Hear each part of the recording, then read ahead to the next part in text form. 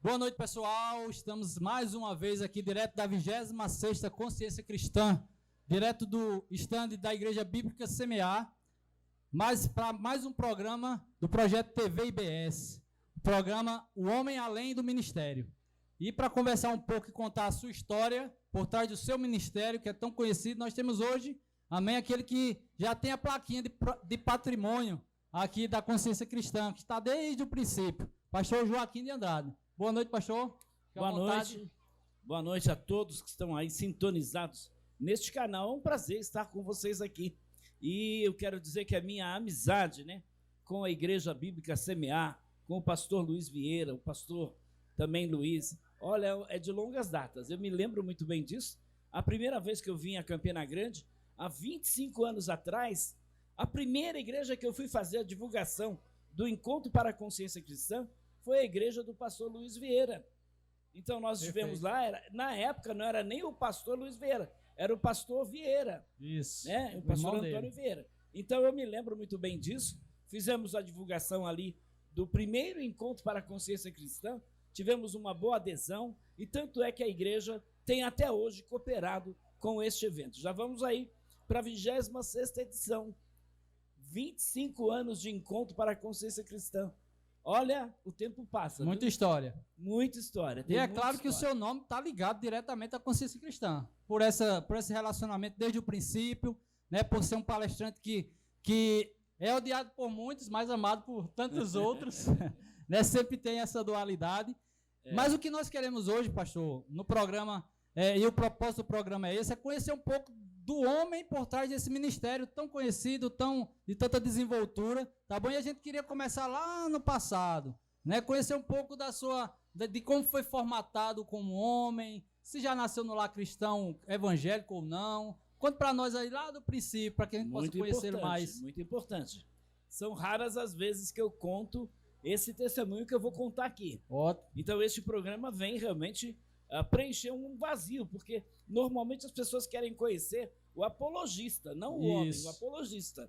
É claro que é quase que impossível dissociar, mas existe aquele lado humano, o lado, eu diria, da história, do pastor Joaquim de Andrade. Bom, eu venho de um lar católico, meus pais, me criaram dentro da religião católica. Eu, na realidade, não era um católico muito praticante. Eu ia, por sua vez, de vez em quando, numa missa, quando tinha missa de sétimo dia, quando tinha casamento, batizado. Então, essas eram as vezes que eu ia à igreja católica, mas sempre com um vazio muito grande no meu coração. Eu me lembro muito bem disso, eu não tinha paz, não tinha alegria, não tinha vida eterna, mas eu era uma pessoa que dos 11 aos 22, eu aproveitei muito do mundo, aquilo que o mundo podia me oferecer. Então eu vivi dos 11 aos 22, uma vida devassa, uma vida de pecados, uma vida totalmente distante de Deus. E aí minha mãe se converteu. Nós, uma família católica, como eu já mencionei aqui, meus pais nordestinos, do Ceará, e aí fomos morar num bairro lá em São Miguel Paulista, em São Paulo, aonde eu cresci ali naquele bairro, aonde eu estudei ali, aonde eu me converti, casei neste bairro, mas a minha mãe, ela se converteu numa igreja batista. Sim. E eu então achava, não, isso é coisa de velho, Eu odiava crente, eu não podia ver crente, eu odiava, detestava. Nunca tinha entrado numa igreja. Como católico, eu era católico, mas na minha casa eu não tinha uma Bíblia. Nós não tínhamos uma Bíblia, eu nunca tinha lido a Bíblia. Eu nem sabia direito, sabia que era o livro dos crentes. Sim. Mas a minha mãe se converteu, a minha mãe dizendo para mim, filho, você tem que se converter, porque minha vida era uma vida muito louca, uma vida doida mesmo. E a minha mãe vivia dizendo, filho, você tem que ir para a igreja. Eu não queria saber de igreja, eu não queria estar em igreja, não queria saber de crente, eu odiava, E aí, para agradar a minha mãe, eu fui uma vez na igreja. Mas não vi a hora de sair daquele lugar. Eu, na realidade, não estava me sentindo bem ali.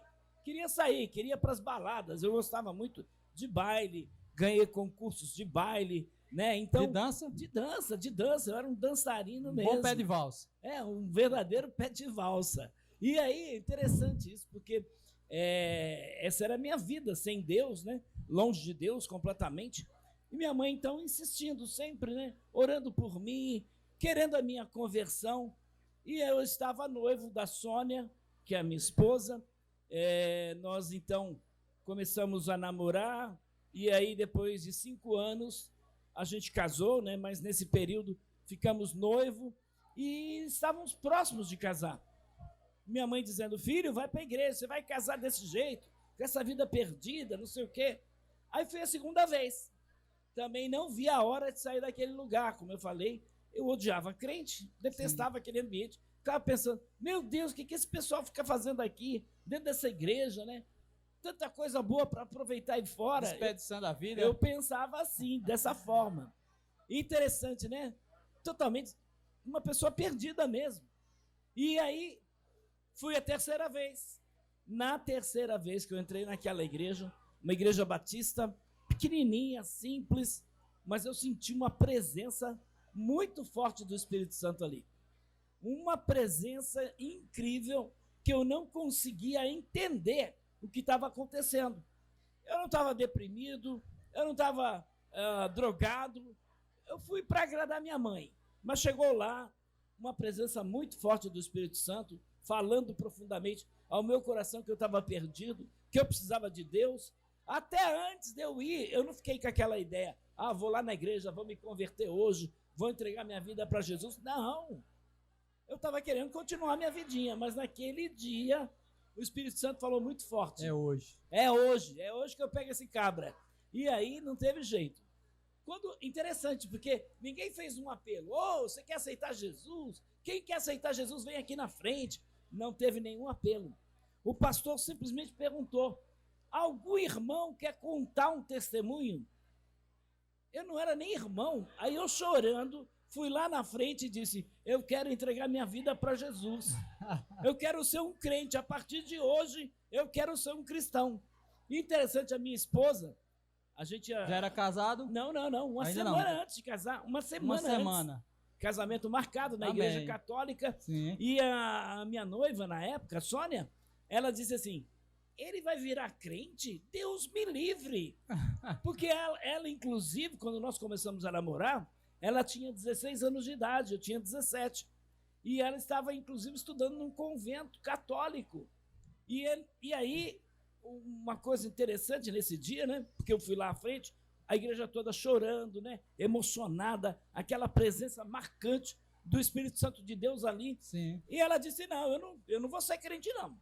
Aí, ele deve estar doido, deve estar drogado, né? Ela pensou isso. Vai passar. Aí, a esposa do pastor disse assim, Sônia, você também não quer entregar sua vida para Jesus?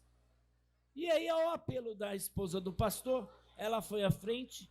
Na semana seguinte, nos batizamos, nos casamos na igreja católica e depois de 3 meses nos batizamos dessa igreja. No mesmo dia, os dois se batizaram ali.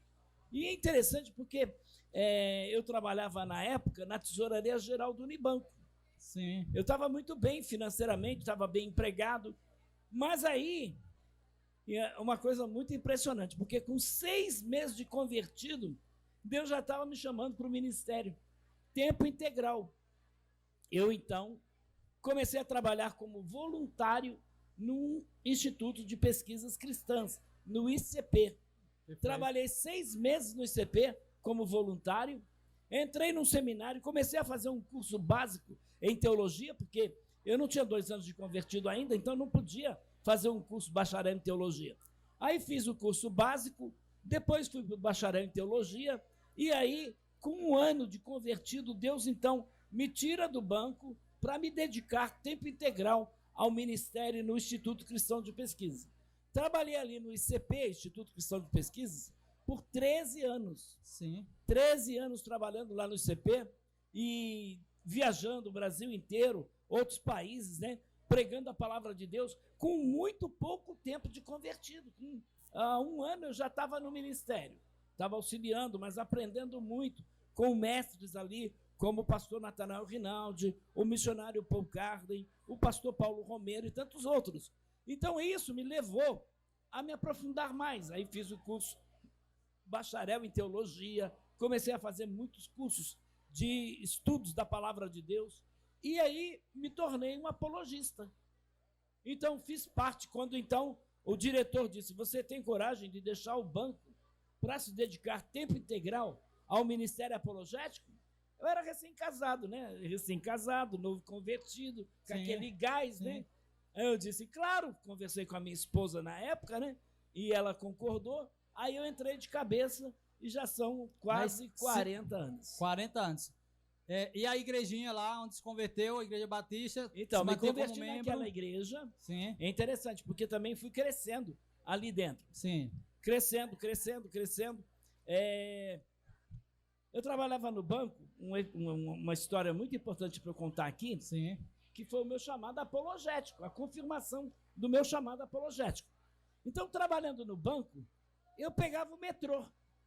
E sentado do meu lado no metrô, um jovem lendo uma revistinha chamada Sentinela. Eu lendo a Bíblia, porque eu estava devorando a Bíblia, né? Novo convertido, querendo aprender a palavra de Deus, devorando a Bíblia. E o rapaz lendo a Sentinela. Aí o rapaz olhou para mim e disse assim, você é um cristão? Eu disse, sim, sou um cristão. Eu sou uma testemunha de Jeová. Aí ele me perguntou assim, você sabia que Deus tem um nome? Eu disse, Deus tem um nome? O nome dele é Deus. Ele disse, não, Deus não é um nome, Deus é título. E ele disse, vou mostrar na sua Bíblia que Deus tem um nome. Aí ele pegou a minha Bíblia, abriu no Salmo 83, verso 18, para que saibam que só tu, a quem pertence o nome de Jeová, és o Altíssimo sobre toda a terra.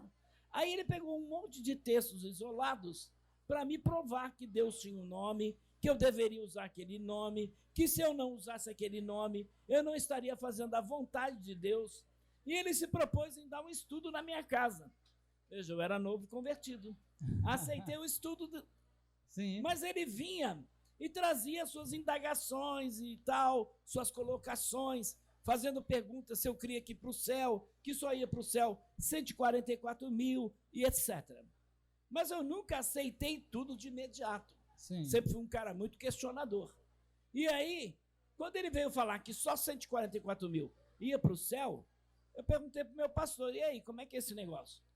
Aí o pastor me explicou. E interessante, porque na época, o pastor me deu um livretinho, é muito simples, mas me ajudou muito na época, chamado 15 razões porque não posso ser testemunha de Jeová. Eu peguei aquele livretinho, decorei, engoli aquele livretinho, e aí quando a testemunha de Jeová vinha na minha casa, eu já não aceitava de imediato o que ele falava. Sim. Já questionava. Então, nessa época que eu recebi esse livretinho, eu tinha 1 ano e meio de convertido, mais ou menos.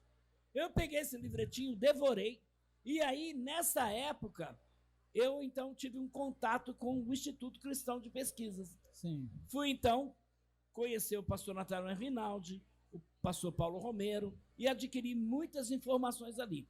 Aí fui crescendo, trabalhei como voluntário, então, depois de 1 ano, como voluntário, fiquei tempo integral no ICP.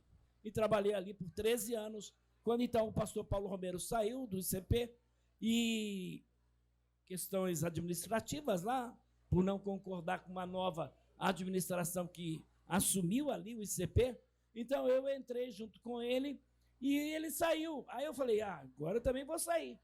Depois de 6 meses eu saí, nós fundamos a AGIR, Agência de Informações Religiosas.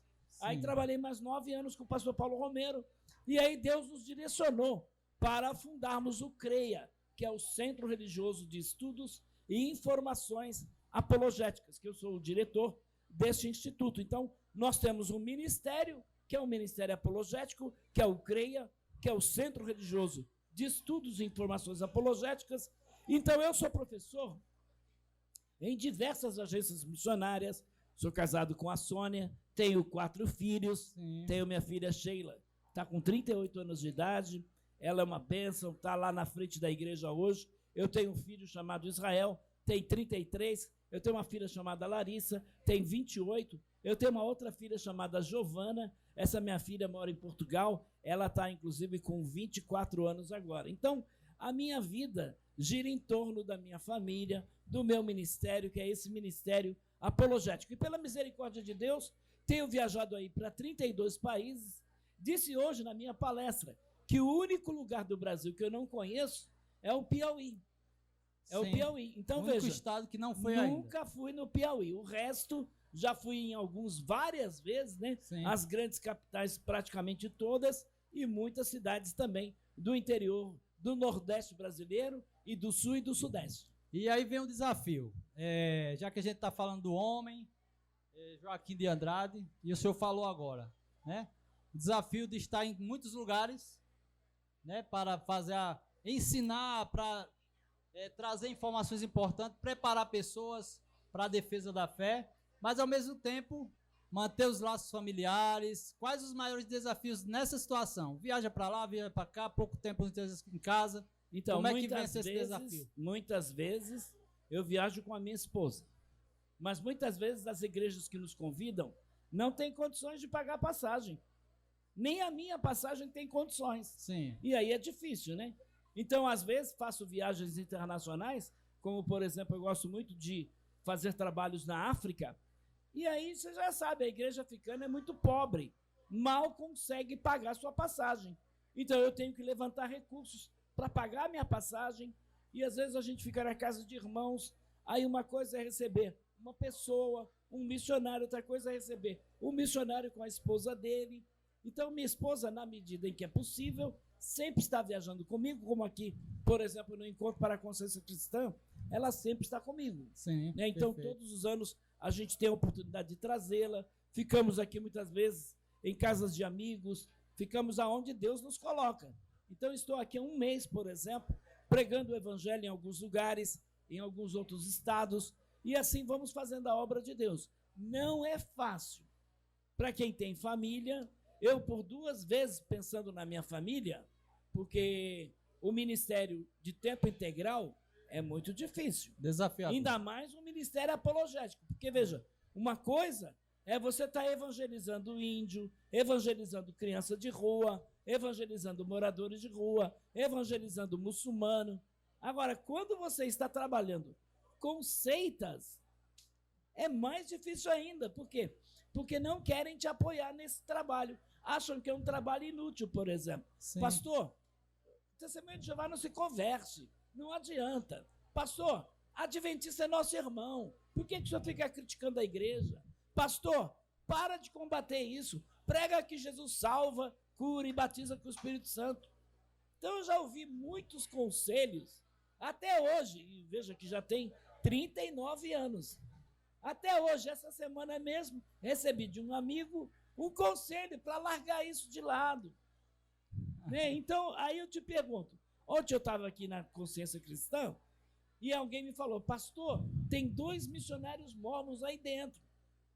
E aí eu fui lá, encontrei com eles na livraria, preguei para eles o evangelho. Então, eu vejo oportunidades que Deus cria para nós levarmos o evangelho a essas pessoas que estão crendo num outro evangelho. Perfeito. Aí eu pergunto, de quem é a tarefa de enviar missionários para o mundo inteiro? De quem? Da igreja. Que igreja que faz isso? Que igreja que todo homem tem que dar 2 anos no campo missionário? Sim. Os mormons. Que igreja que o pai faz uma poupança para o filho, quando nasce, até ele atingir os 18 anos, quando ele vai sair no campo missionário sustentado pelo pai, não pela igreja, sustentado pelo próprio pai, pela própria família. Os mormons fazem isso. Que igreja que tem as melhores escolas de educação infantil? São os adventistas. Sim, perfeito. Que igreja que tem os melhores hospitais do mundo? A igreja adventista. Que igreja que está preocupada com a saúde dos membros? A igreja adventista. Então, veja, que igreja que você tem os membros todos os dias indo de porta em porta falar de Jesus Cristo. Sim. Falar de Deus. Testemunho de Jeová. Testemunho de Jeová. Mas essa tarefa é de quem? Todos nós. É né? nossa. É nossa. Se nós não fazemos essa tarefa, o que o diabo faz? Levanta estes grupos para fazer o que nós deveríamos fazer. Então eu tenho um lema. O meu lema é: eu estou disposto a fazer pela verdade o que eles fazem pela mentira. E a minha pergunta para você que está nos assistindo agora é esta: você está disposto a fazer pela verdade o que eles fazem pela mentira? Porque se nós formos aqui nas ruas de Campina Grande, João Pessoa, Rio de Janeiro, São Paulo, Recife, Salvador, qualquer lugar do mundo, quem está ajudando as pessoas carentes neste momento? Perfeito. Os espíritas. São os espíritas, são os católicos. Sim. E os evangélicos. Então, aí eu te pergunto, pessoas morrem no inverno nas principais capitais do Brasil, principalmente no sul e sudeste. Aí eu te pergunto, que igreja que vai lá levar um cobertor para eles? Mas os espíritas estão lá, sim, os católicos estão lá. Então existem evangélicos que fazem esse papel, mas é muito reduzido o número, quando poderia ser muito maior. Então, veja, eu sou um professor em diversos seminários teológicos, agências missionárias, eu visito presídios, eu trabalho com moradores de rua, eu trabalho com pessoas drogadas, eu visito centros de recuperação. Agora, é interessante, porque todos eles sempre enfrentam uma dificuldade muito grande, que são recursos. Aí você vê igrejas riquíssimas investindo em quê? Em templos. Estrutura. Catedral, né? Sim, sim. Investindo em catedral. Perfeito. Quando as pessoas estão aí necessitadas. Quando o evangelho deveria ser propagado na prática. Porque falar que Deus ama a pessoa é uma coisa, mas ele está passando fome. Mas ele não tem um lugar para morar. Mas ele não tem um lugar para dormir hoje à noite. Vai procurar uma marquise aí qualquer para dormir. Então, a igreja poderia criar um centro para essas pessoas? Sim. Poderia. Mas ela está preocupada com isso? Não, porque ela acha que isso é papel de quem? Do Estado, é papel do município, é papel do governo federal. Quando, na realidade, à luz das Escrituras Sagradas, é o papel da igreja. Socorrer os órfãos, as viúvas, os necessitados. Essa é a tarefa da igreja. Então, o que adianta nós falarmos que temos fé e não temos obra? Essa sua palavra é um soco no estômago. Porque muitas vezes observamos que Deus tem dado condições à igreja evangélica, inclusive de estrutura e financeira, mas parece que ainda não há esse despertamento e esse entendimento, né? Eu faço uma pausa aqui, só para lembrar você que está nos acompanhando, que nós estamos aqui no meio, no ambiente da 26ª Consciência Cristã. Então você vai ver repetições aí do ambiente, o pessoal está circulando, subindo para o tabernáculo, descendo, circulando. Então, de repente você está ouvindo aí esse som ambiente, tá bom? Espero que não atrapalhe, mas tenho certeza que você está gostando aí, como nós estamos também. Aproveitando, pastor, quem dos grupos que o senhor tem, em certa medida, enfrentado, né? Porque é um trabalho desafiador, qual o que, de alguma forma, é mais ameaçador dentro do seu ministério, até mesmo quando eu falo ameaças pessoais? Tem algum grupo específico? O senhor já sofreu alguma ameaça específica? Já fui algumas vezes para cadeia, não detido. Já foi preso? Não preso. Prestar ali uma queixa, né? Às vezes alguém me intimou, eu tive que comparecer, atender então a essa queixa que alguém fez contra a minha pessoa. Sim. Por questões ideológicas, porque na realidade o Ministério Apologético não ataca pessoas, é ideia. O nosso trabalho é sempre no campo das ideias. Então eu já recebi alguns processos, graças a Deus, não fui condenado em nenhum deles, não tive que pagar multa, não tive que dar direito de resposta a ninguém, porque a gente sempre está muito fundamentado. Então eu vou lá dentro, da onde estão os adeptos da seita, eu participo do curso que eles promovem, eu leio a sua literatura, então eu tenho muita base para poder falar. Por exemplo, eu conversei com o Mormon aqui, ele disse, você conhece muito sobre o mormonismo, coisas que nem eu conheço, mas você deveria usar tudo isso para o bem, você está usando para o mal, porque você quer me fazer desacreditar no mormonismo. Então veja, essa normalmente é um conceito das seitas. Normalmente, sim, esses adeptos se sentem perseguidos. Por quê? Porque eles não querem ouvir a verdade, porque a verdade vai incomodá-los. Então, por exemplo, desses grupos religiosos, a maioria dos chamados grupos cristãos, pseudo-cristãos, pseudo-cristãos, eles não ameaçam a integridade física. Normalmente não, é um ou outro. Mas eles atacam você moralmente, psicologicamente. Então tem outros tipos de ataque, tá?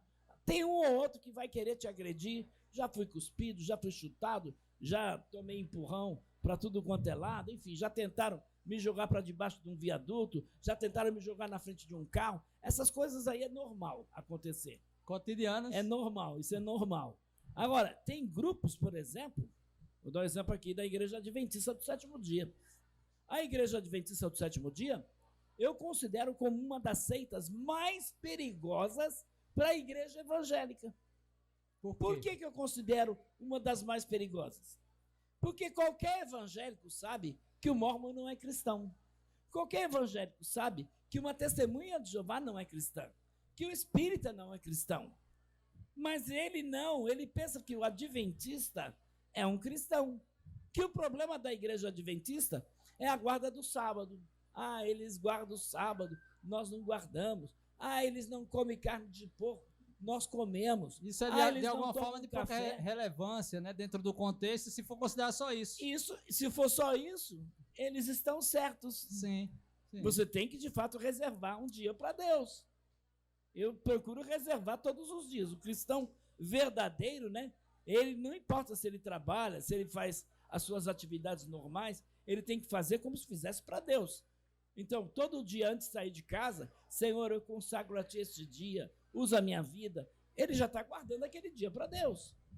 Agora, o adventista do sétimo dia é perigoso. Por quê? Tem uma pessoa como o Rodrigo Silva, que é um cara que está aí na crista da onda, Sim. que é um cara que está participando de tudo quanto é podcast, de tudo quanto é programa de rádio, programa de televisão, então, programas na internet, e ele fala muito bem, ele é um cara muito profissional naquilo que ele faz. Agora, o Rodrigo Silva, por exemplo, ele tem um curso bíblico com mais de 30 mil alunos. Você acha que esses 30 mil alunos são da igreja adventista? Não. Tem evangélicos no meio. Mais da metade, com toda certeza, são evangélicos. Por quê?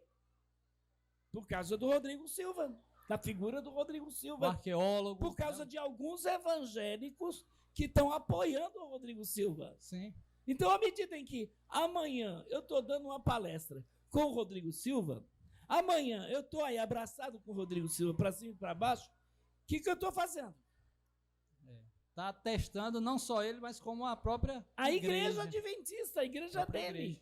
E é interessante porque eu já conversei com alguns pastores, desses que apoiam abertamente o Rodrigo Silva, e eles disseram para mim, você está muito mal equivocado, não é bem assim. A igreja adventista é uma igreja cristã. Um desconhecimento total da teologia da igreja adventista. Quando, por exemplo, para você ser cristão, tem que acontecer o quê? O que tem que acontecer? Tem que crer em Cristo. Crer em Cristo Jesus, isso. Mas para ser adventista, tem que crer em Cristo? Não somente. Tem que crer numa profetisa chamada Ellen White. Sim. Se você não crê nesta mulher, você não pode ser batizado na igreja adventista. Um pastor que diz assim, eu não creio em Ellen White, creio em Jesus, sou adventista. Amanhã, esse pastor vai ser destituído, vai ser expulso. Por quê? Porque ele não concorda com a profetisa da igreja.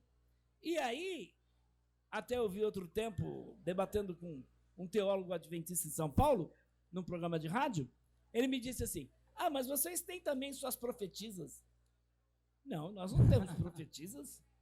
Se alguém coloca uma mulher acima da Bíblia, ou impede igualdade com a Bíblia, partiu para a heresia. Porque para todos os cristãos, a Bíblia é a única regra de fé e prática. Então, nós cremos que este livro aqui, ele é inspirado por Deus.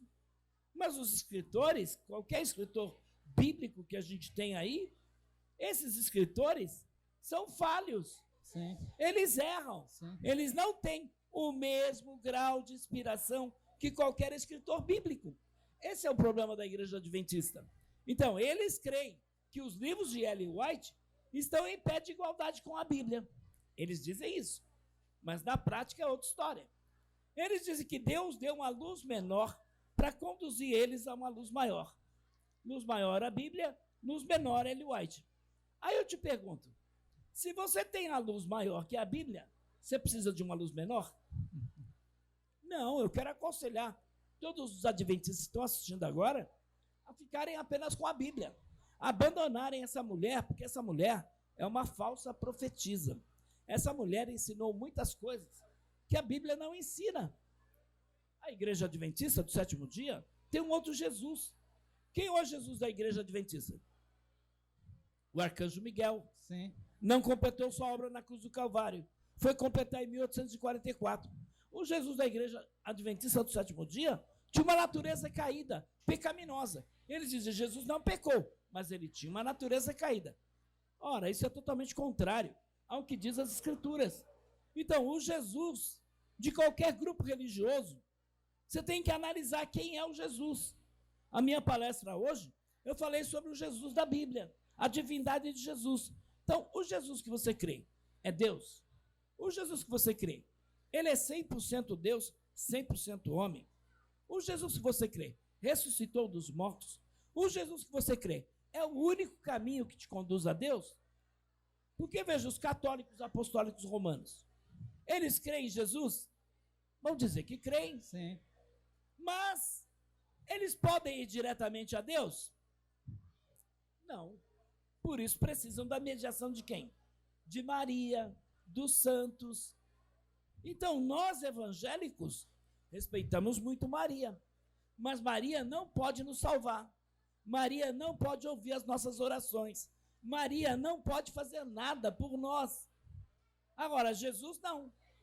Jesus morreu, ressuscitou, está vivo. E ele é o único mediador entre Deus e os homens.